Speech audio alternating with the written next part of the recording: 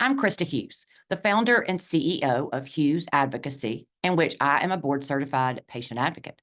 I'm also an educator at the Leapfrog Judy Burroughs Education Institute.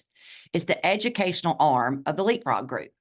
Leapfrog is an independent, nonprofit organization that rates hospitals and ambulatory surgery centers on how safe they are for patients.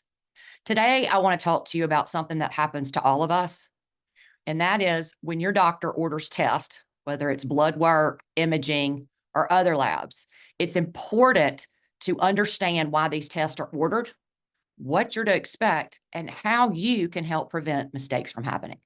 This is something that I assist my clients with every day, especially for the population of my clients who are aged 55 and up.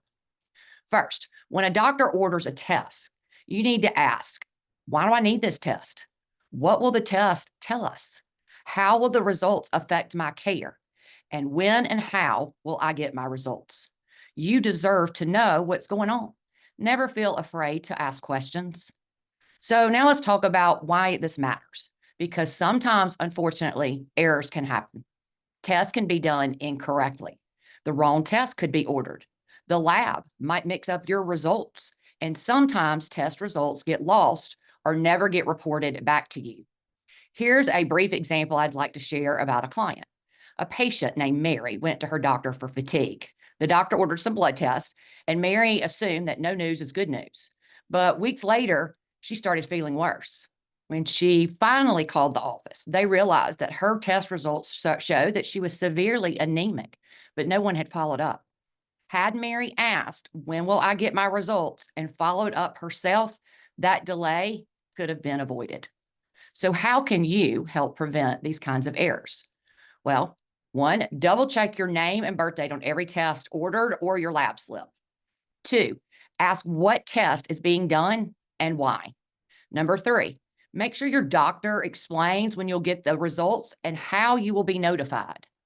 Number four, keep track of your test. Write down the date, the type of test, and the doctor.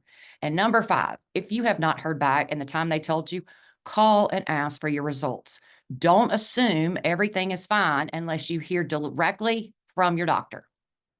Here's another example that just happened to a client in which it delayed his care. A man named Robert had blood work done before a surgery.